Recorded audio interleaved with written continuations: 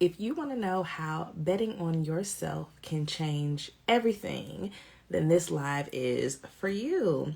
Hello, happy Tuesday to you all, beautiful people. I hope that you are doing well today. Thank you for joining me for another live. If you are watching the replay on IG or replay on YouTube, thank you for watching. Thank you for always supporting. Today is part 2 of the Bet on Yourself series. Last week, we talked about 3 ways to reignite your creativity and joy. And today we're going to talk about how betting on yourself can change everything for you. It is Women's History Month, so I felt like it was a perfect time to talk about this topic. So many times we have so many roles and responsibilities as women, as moms, as wives. We're givers, we're natural givers. That's what we were designed to do. And oftentimes we put ourselves last and we sacrifice so much that we don't do the things that we enjoy. We have our children, we put our all into our families, and we sometimes forget the things that we once enjoyed, that once were things that sparked our creativity. So we want to make sure that we get those back and that we don't forget about that. Obviously, we know in certain seasons, we may have to show up more for our families and we have to prioritize what is most important at the time, but we don't want to forget about ourselves still, even at the height of all the business that we have at work, at home, etc. We want to make sure that we keep ourselves on our to-do list, and also not even a to-do list, but just keep ourselves and our creativity in mind. Just like I talk about, for those of you who don't know, I'm Shalina B. I am the go-to mom for family meals and routines, and I teach my moms how to prioritize their self-care, how to pursue their passions and their ambitions. And to this point, self-care is for survival, and creativity should be as well. Creativity shouldn't be the thing that we do when we have the time, but it should be a part of our everyday life if possible, just like self-care, things that bring us joy, things that connect us to who we are. Because sometimes I say this to myself sometimes, like, I just want to be Shalina. I don't want to be any of my roles. I don't want to be, mama. I don't want to be wife. I just want to be me sometimes, because sometimes we can get consumed in our roles because that is what we are. We change our last names. It's just so many things that can shift our identity, and we love it. I love being a mom. I love being a wife, but sometimes I have to remember that there is still the Shalina inside, and that there's me without all of these roles sometimes. So that's what I want to talk about in this series. So like I said, this is part 2. I want to talk about betting on yourself and just making sure that you don't lose yourself, you don't forget yourself. And if so, these are some ways for you to get back on it, or just get your mind refreshed on some things that maybe you used to do, maybe you want to try, and maybe give you the permission to do so. Sometimes we need that permission to do the thing because we are making excuses, or we're sitting on the thing for whatever reason. So as your friend, as your mama friend, I'm here to tell you it's time to do the thing. If you've been thinking about the thing, it's time to do the thing. And this light is really bright. I'm going to turn it down a little bit. Okay, that's better. It was like, it was just kind of like right there. So my notes are here. Just in case you see me looking down. But again, I hope you are doing well. Let me know where you are joining from. Let me know how your day is going. And then we are going to hop right into the topic. So betting on yourself is very personal to me, because I feel like as an adult, I have learned a lot about betting on myself and not betting on myself, and the results of each of those things. I have always considered myself a humble person because I was raised to be humble, not to brag, things like that. And I feel like often that has caused me to shrink myself and play small. I've always had a very big, extraordinary personality, and I allowed what other people said, what other people did, to kind of stifle that. And along the way, I had to rediscover myself, find myself, and realize, like, hey, you were that girl and you still are that girl. And I had to rise above just the feeling of not wanting to appear a certain way or what people will say about me. And that can really keep us from betting on ourselves. That can keep us from showing up for ourselves when we worry about what everybody else is saying. So that has been a long lesson for me, to not let other people influence the things that I want to do. So my story, I would say my story with betting on myself, this is my 5th year. So coming up in April or May, it is my 5th year as a content creator. And then with that, being a content creator, I started my business, Shalina B Brand, and prioritize her. And I became full-time as a coach and content creator and business owner in 2022. So I have been working my 9 to 5. I've always worked, since I was a little girl. I always did some type of working. And, I had my big girl job after I graduated. You know how they say you do all the things right. You go to school, you get the husband, you get the job, you get the, you get the degree, you get the husband, you get the job, you get the kids, that type of thing. And I realized that is not that's not the formula anymore. That's not how it works. And it's definitely not always the formula to success in that way. So, we definitely have seen that is different, and student loans are real, and they don't tell you about all those things. They don't tell you about being an adult and all the things that come with being an adult, but that is a tangent. That's a sidebar. But I try to tell my kids, don't grow up so fast, because there's a lot of things that you don't know about this adult world. So stay a kid. It seems like it's fun, but trying to let them know this early. But so I'm getting that the long drawn out story.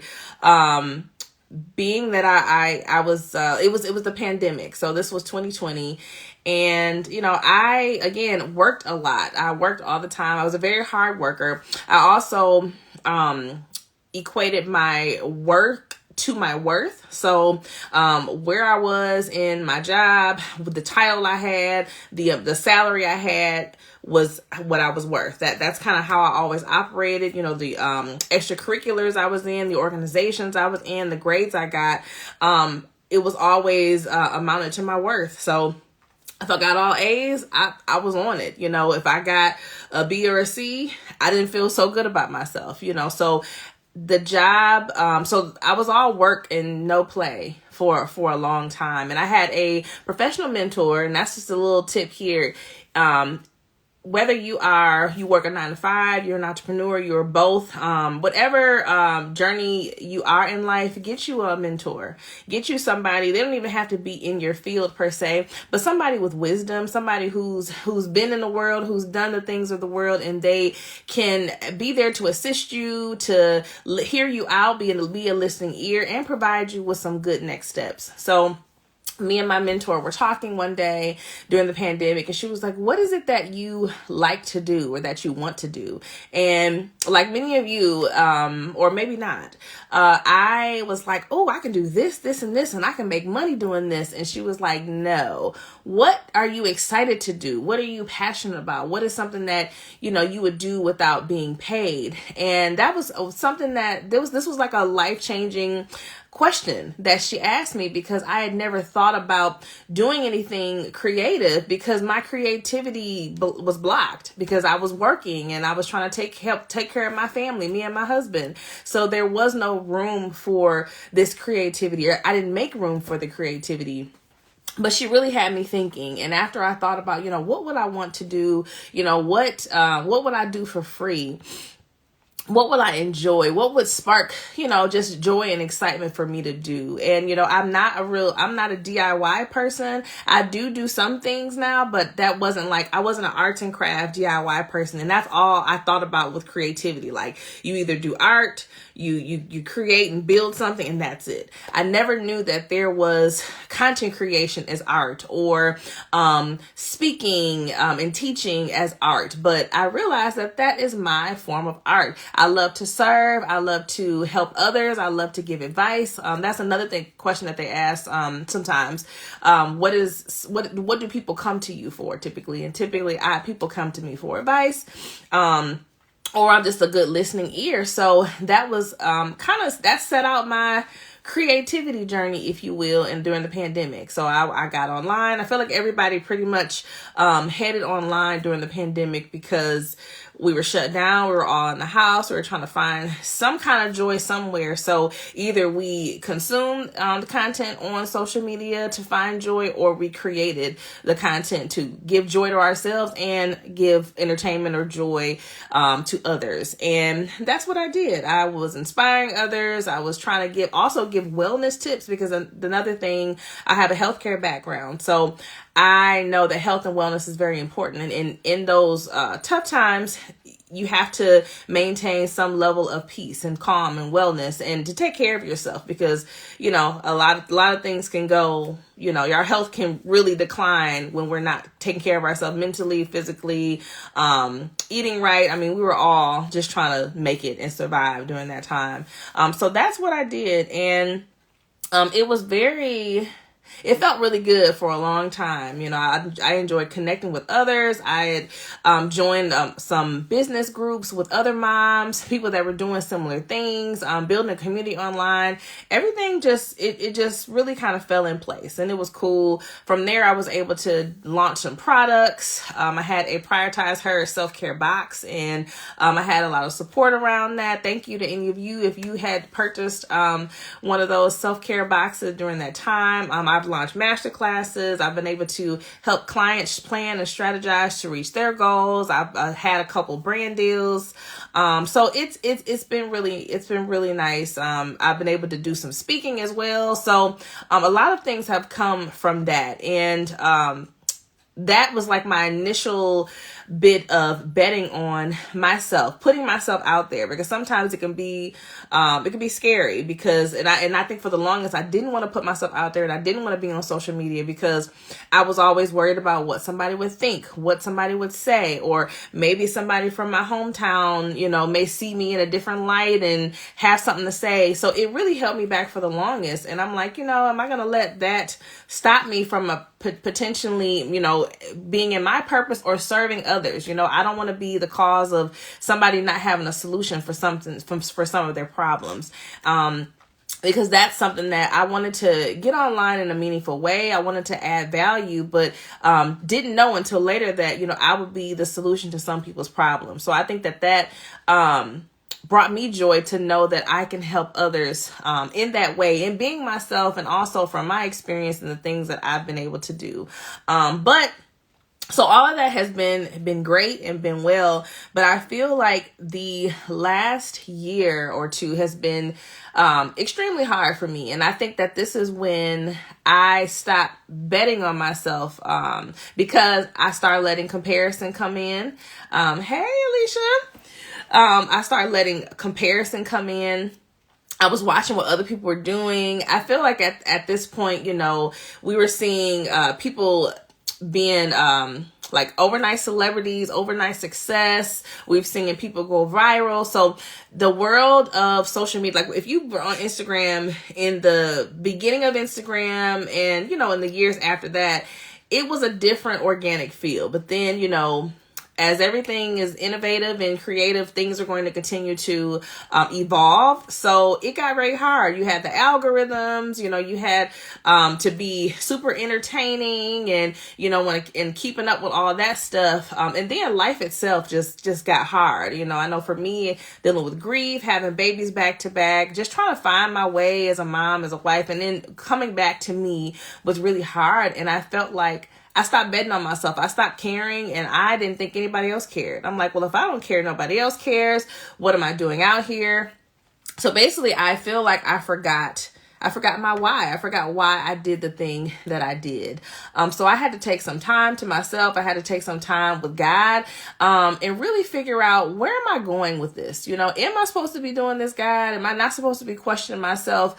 What is my purpose, in this phase, in this season? Who am I supposed to help? Who am I supposed to serve?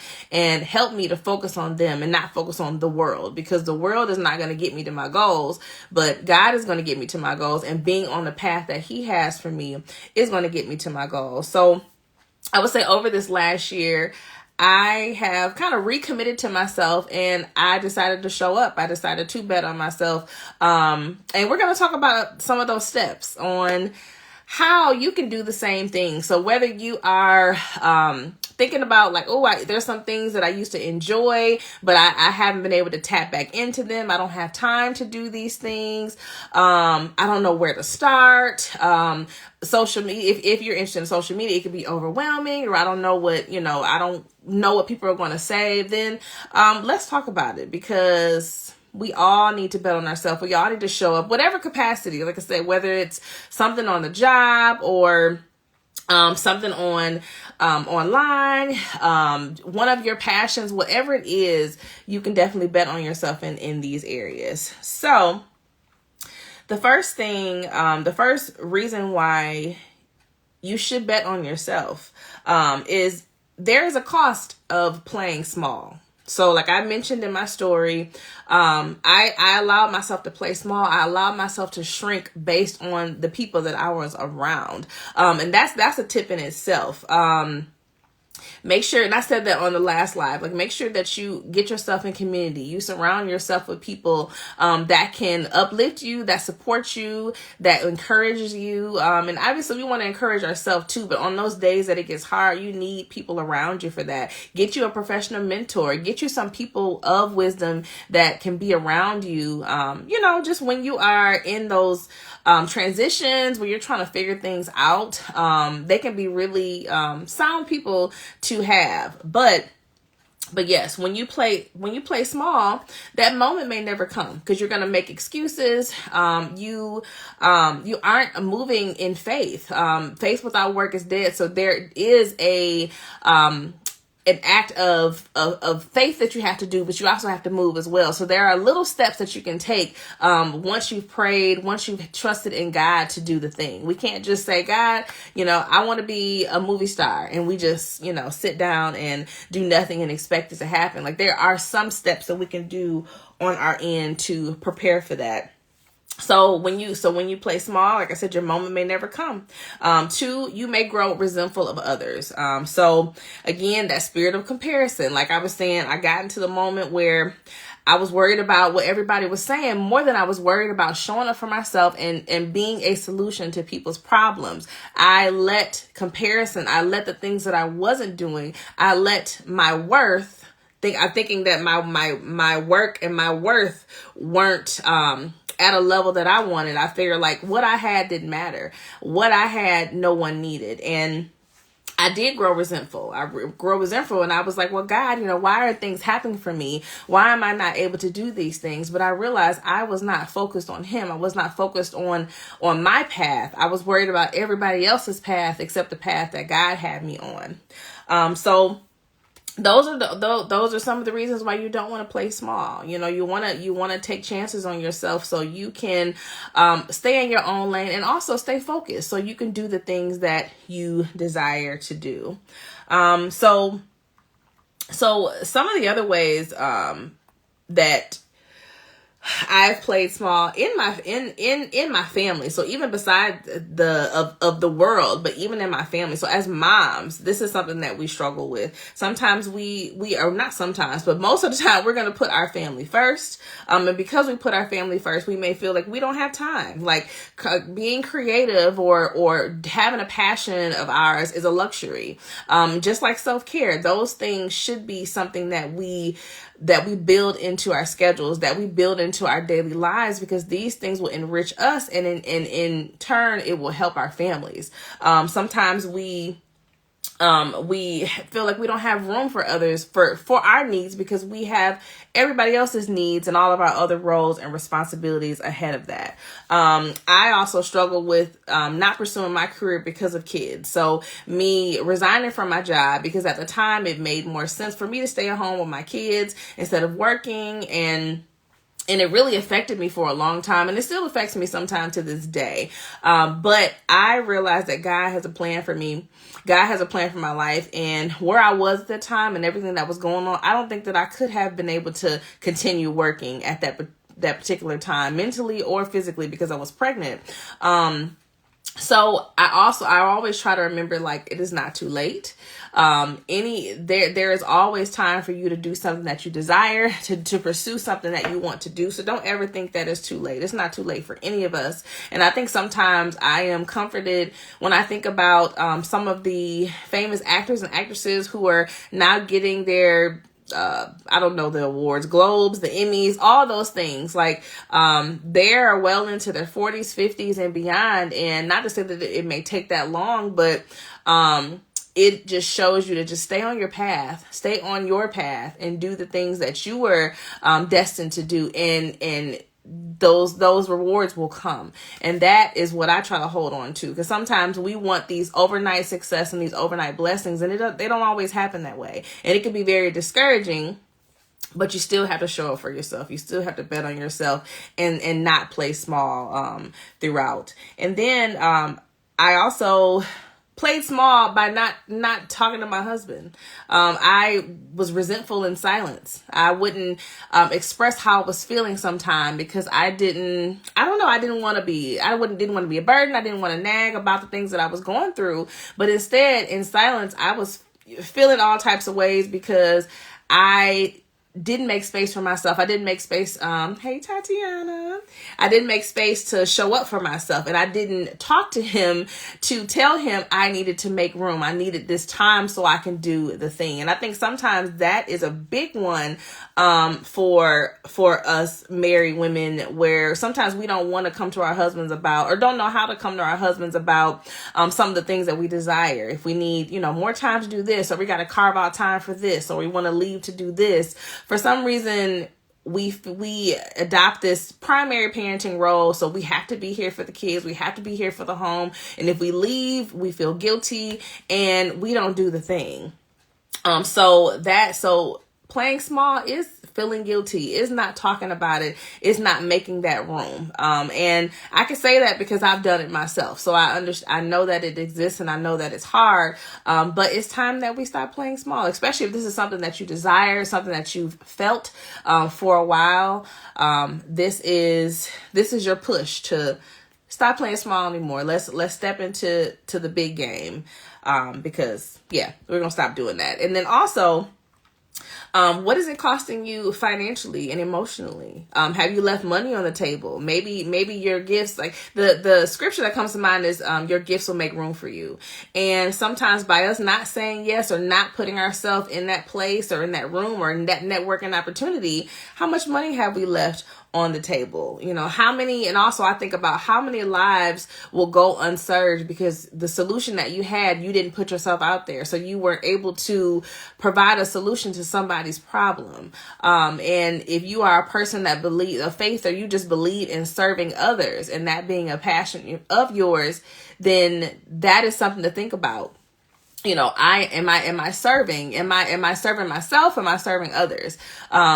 And then keep that on the forefront sometime, because that is a loss. That could be a cost as well. Money leaving on the table, and those that you aren't serving because you aren't showing up. So you're not showing up for yourself, and then you're not showing up for those that you serve. And let me know in the comments, or have you put off something for so long? Have you put off anything? Or do you think that you've put off something that you feel is too late? Let me know in the comments. And I'm just going to read them while I have a pause. On the road to recovery in the bed. But yes, I pray that you are feeling better. I'll definitely be keeping you in my prayers. All right. So reason 2. So the betting on yourself, why you should bet on yourself, how it can change everything, is choosing yourself. There is a lot of power in choosing yourself and betting on yourself. As I said before, we prioritize others. We prioritize our homes, our roles, our responsibility, our work, all those things. And we need to choose ourselves as well. There is room to choose ourselves. And again, I feel like sometimes we don't choose ourselves because of the fear of guilt, that we are not showing up for our family, that we are not providing different things like that. But it is beneficial. It adds to it. It adds to it. And I'll talk about that in a second. But it adds to who you are. Because if you are unhappy, if you are going through life not pursuing the things that make you creative, not tapping into the thing that makes your inner child excited, then that could be felt in your family. And then you don't want to show up unhappy, because then it affects how present you are with your family, your kids, and it feels unfulfilling. It doesn't feel good. And again, something that I've experienced as well. So it's like it benefits your family to take care of yourself, to take time for yourself, because they can tell when you have something for yourself. They can definitely tell. And they can tell because you become the example. Your kids see you doing your thing, and now they know, oh, I can do my thing too. Now I can do my thing now. And then when I have a family, I know that it is okay to do my thing. Because I think sometimes our past ancestors and families, we've seen them, taking care of the family, taking care of the home, taking care of others, but maybe we never saw them do things for themselves. So that passed down generation to generation to where we don't see them having fun without family or see them pursuing anything other than work and home. But this way we are changing this generation so they see that you can pursue other things outside of just your family. And obviously family is everything. We love our spouses, we love our kids, but we still have love for us too. And we still have to make room for ourselves. But by you being the example, now your kids can see that, oh, I can do something too for myself. And that is okay.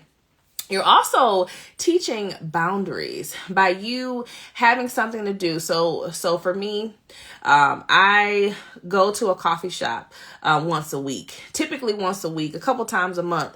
And that's my time to get away, get work done uninterrupted. And other times I work at home. But I've taught my children that, mom is a stay-at-home mom, but she also has a business and she also works. So before it was like, oh, Mom, why do you have to go? Why do you have to leave? But now it's, oh, you're working? Yep, I'm working tonight. Okay, I'll see you later. So it's not so much of that mumble and grumble as it used to be, because I've taught them boundaries. Mom has her time. Dad works all day and you don't say anything, but then mom works, you have something to say basically. But we had a conversation about it, and now they understand that, mom can take time away too for herself to work or do whatever she needs to do. And that's healthy and that's okay. So you're teaching them boundaries. So now they'll have boundaries and they will realize that they can take time for themselves, that no is a complete sentence, and that'll carry them through life. And then when they have a family as well.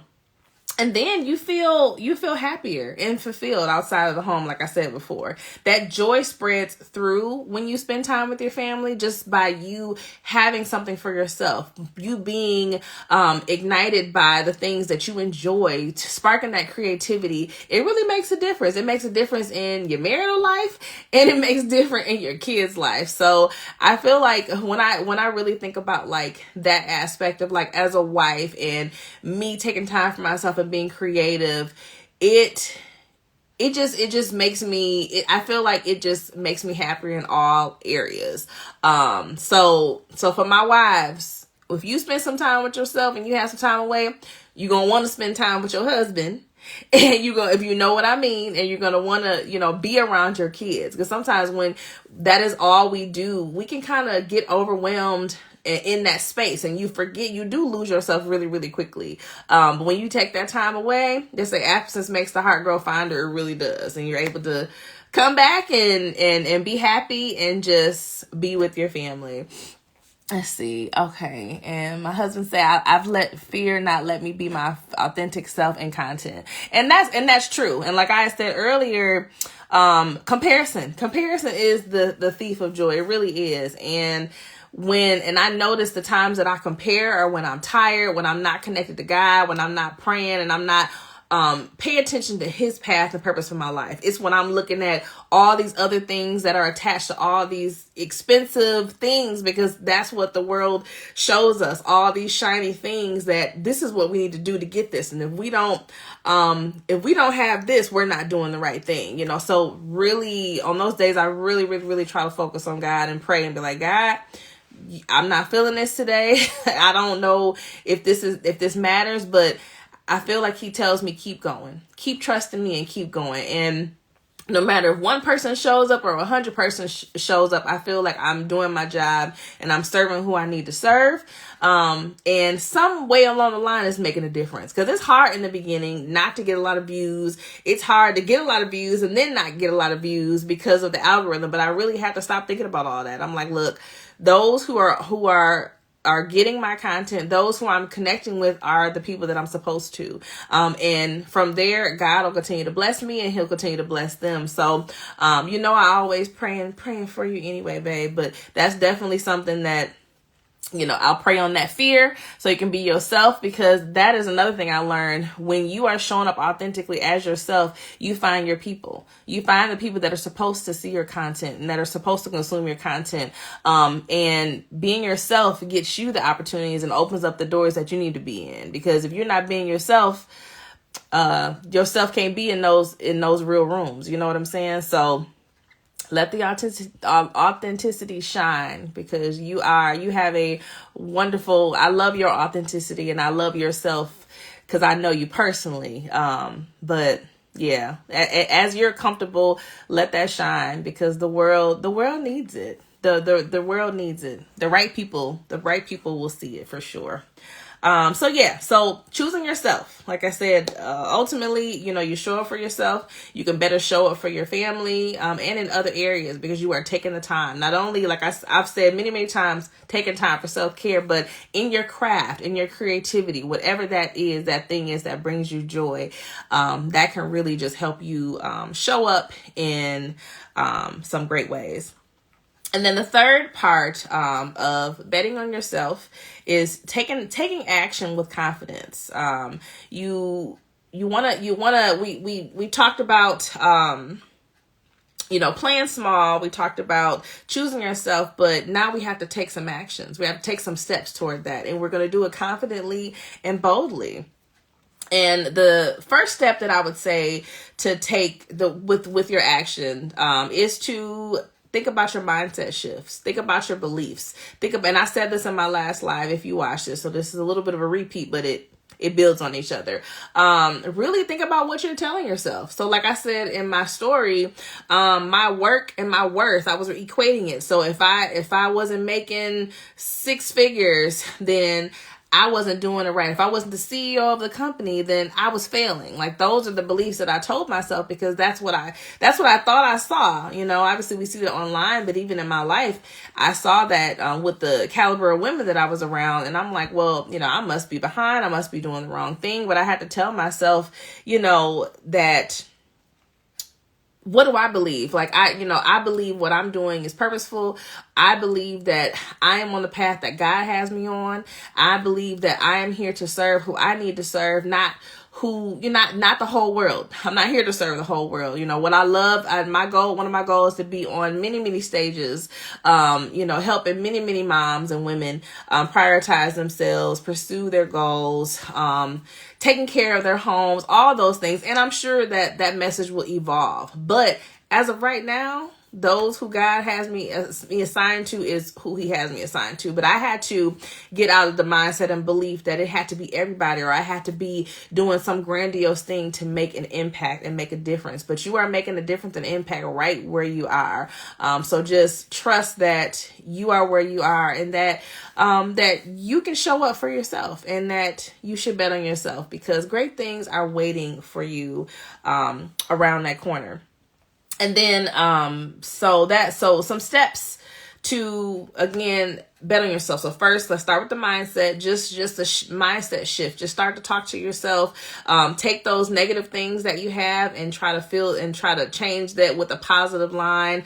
Some Bible verses. I love to have a couple good Bible verses, in tow, just in case I get down my comparison track. But also you want to visualize. I love visualizations because they put you where you want to be. So I literally imagine myself, like I close close my eyes and I imagine myself on the stage, you know, talking to many people, sharing my story. Like I told God a while ago, years ago at this point, maybe 5 years ago, maybe longer, that I want to be on somebody's stage sharing my story. And I love that I get to share a bit of my story and help you all every week, you know, but I've been able to speak on some stages and do some Zoom presentations as well as online, on social media.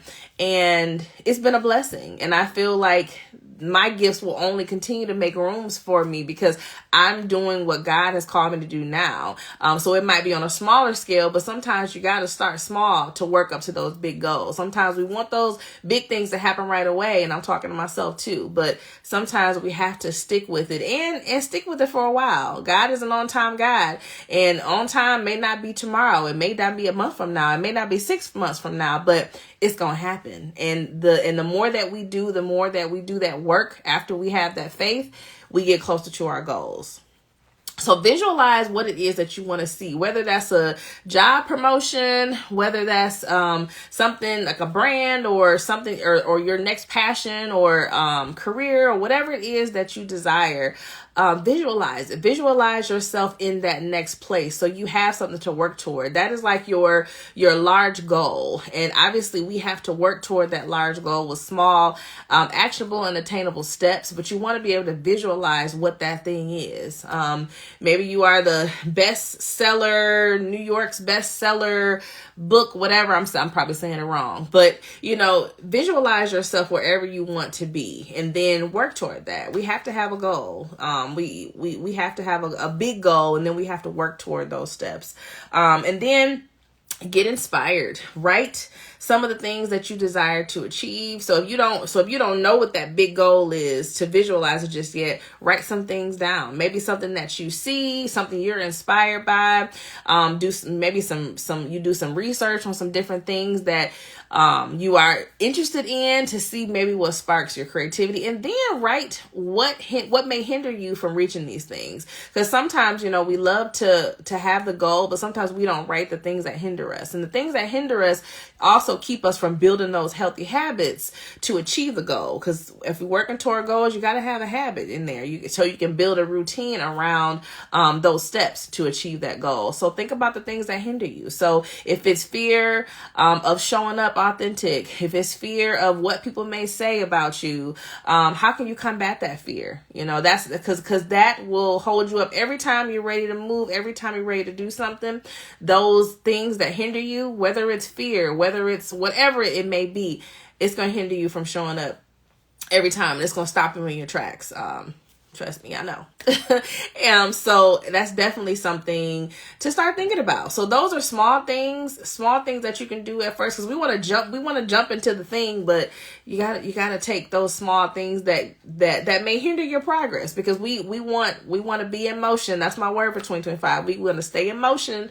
2025, we had that momentum first quarter, you know, now we're approaching second quarter. So we want to stay in momentum, but you have to clear out the things that hinder us. You got to clear out the things that are bad habits, and replace those with some good habits. And it starts with small steps, in order to make space for that. And also that's the third practical step, actually, is to make the space. So we have a goal that we want to reach, but we don't have space for it. Maybe we don't have space for it because of our roles and responsibilities, our tasks and to-dos, because we are making excuses for why we shouldn't do it, for the mental reasons why we shouldn't do it. Maybe our house is literally cluttered with things.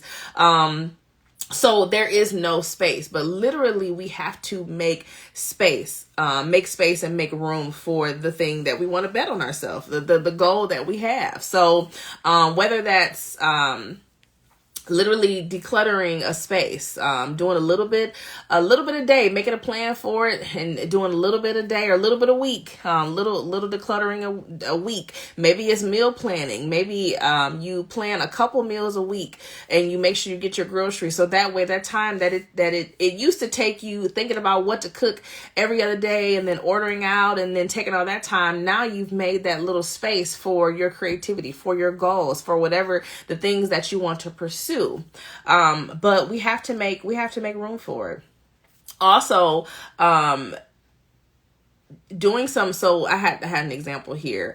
If you say you want a job promotion, making room for a job promotion could be doing some research and maybe looking up the roles for the promotion, the salary, the duties, things like that, so you can put yourself in position to receive. So if you're not ready, you're not going to be able to make room for it. But if you've already done the research for the promotion, you've already positioned yourself for a promotion, you're more likely to get that promotion because you are in place for that. Maybe you keep your resume updated. Maybe you talk to your mentor about my forehead looks shiny. Sorry.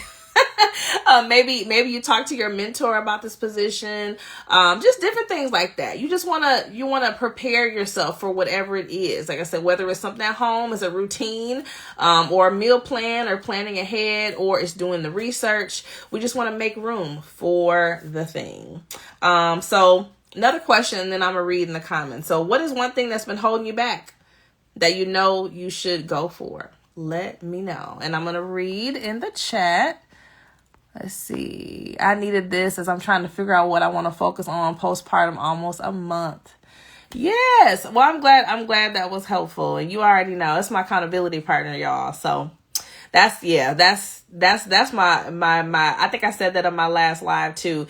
That's one of my main tips is get in community of like-minded people, and me and my accountability partner bounce our ideas against each other and help each other out, and just try to figure this thing out while we're wife and momming and owning businesses. So yeah, that's definitely very helpful for me to have you in my life, and I'm glad that this was helpful as well. So you already know we'll be talking for sure. And then my husband said, not the shiny forehead. I know, I got distracted. But yeah, so again, just to recap it, stop playing small.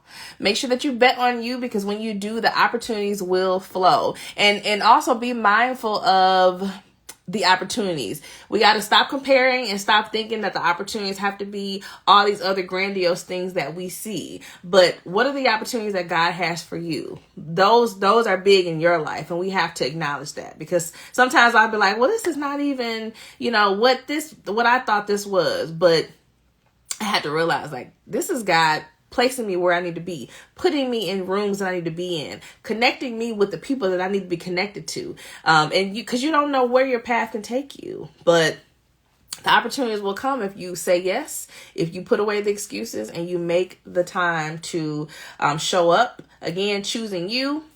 When you choose you, it not only benefits you, but it benefits your family and those around you, how you show up, setting an example of what could be, because you are already operating in that. And then taking that confident action, moving towards God's purpose, because you show up the way that He desires, and you show up in His will, and you are aligned. And I think that is the best place to be aligned in God's will and His purpose for your life, because everything will always work out the way that it's supposed to when we are connected to God.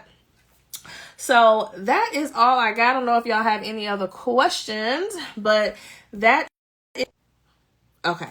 I'm back. Hopefully it's not delayed. I knew my alarm clock was about to go off, so I got to go get my kids. But yes, this was the live. This is how everything can change when you bet on yourself. Like I said, it could change for your life, for your home life, your family life, and for others, because you will impact others. You will change others as well. So again, I hope this was helpful. If you have any questions, feel free to DM me. If you're watching the replay or on YouTube, feel free to chat in the comments. Let me know one thing you are going to bet on yourself. Tell me one thing that you are betting on yourself this year. That's probably not the right way, but that's okay, y'all. We're going to roll with it. Yeah. How are you going to bet on yourself this year? What's that? Put that in the comments to let me know. But thanks for joining. I hope y'all have a great Tuesday, and we'll be back with part 3 next week. See you later. Bye.